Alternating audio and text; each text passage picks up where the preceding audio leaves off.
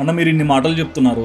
Recent గా government మారింది, central లో ఉండేది బీజేపీ గవర్నమెంటే. అవును. మరి చట్టాలన్నీ మార్చే హక్కు గవర్నమెంట్ చేతుల్లో ఉంది. ఒక చట్టం కూడా మొన్న మారింది దానివల్ల. అవును. మరి ఈ గవర్నమెంట్ ఎందుకు ఇన్ని జరుగుతున్నా సరే స్టాండ్ తీసుకోలేకపోతుంది?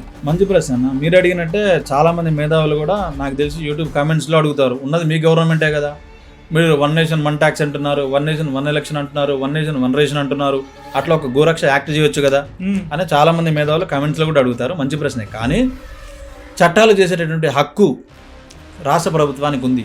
ఇది ఎక్కడంటే DPSP, directive principles of state policy, article 48 కింద వస్తుంది. ఆర్టికల్ ఇప్పుడు యూపీలో అట్లే చేసుకున్నారు, రాష్ట్ర ప్రభుత్వమే చేసుకుంది, కేంద్ర ప్రభుత్వం చేయలే కదా. ఓకే. మహారాష్ట్రలో రాష్ట్ర ప్రభుత్వమే చేసుకుంది, కేంద్ర ప్రభుత్వం చేయలే కదా. గుజరాత్లో కావచ్చు, మధ్యప్రదేశ్లో కావచ్చు, రాష్ట్ర ప్రభుత్వమే చేసుకుంది, కేంద్ర ప్రభుత్వం చేయలే కదా. కాబట్టి ఇక్కడ కూడా అట్లా చట్టాలు చేసే ప్రభుత్వాలకు ప్రజలు ఓట్లు వేస్తే ఇక్కడ కూడా వస్తారు, చేస్తారు. లైఫ్ ఇంప్రిజన్మెంట్, 5 లక్షలు కాదు 10 లక్షల జరిమానా వేస్తారు. అప్పుడు గోవధ అనేది ఆగుతుంది. మీరు స్టార్టింగ్లో అడిగినారు కదా ఎట్లా ఆగుతాయని, అట్లనే ఆగుతుంది. అదే పరిష్కారం.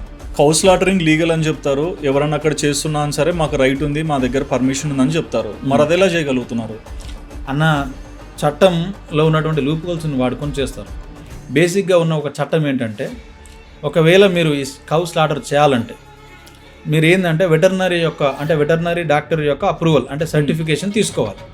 ఆయన కూడా ఏమనేసాడంటే ఇది అనేది, ఈ గోవు అనేది యాక్చువల్గా అక్కడ కూడా గోవు కాదు, యాక్చువల్గా అంటే ఎద్దు కావచ్చు, బఫెల్లో కావచ్చు, ఇట్లా అనమాట. ఇది వ్యవసాయానికి పనికిరాదు, లేదా పాలియడానికి పనికిరాదు, లేదా పిల్లలు పెట్టడానికి పనికిరాదు, దీని వయసు అయిపోయింది, అటువంటి పరిస్థితి ఉంటే దాన్ని ఒక వెటర్నరీ డాక్టర్ సర్టిఫై చేస్తే అప్పుడు దాన్ని స్లాటర్ హౌస్కి పంపొచ్చు. కానీ ఇక్కడ వెటర్నరీ డాక్టరే సర్టిఫై చేయడు.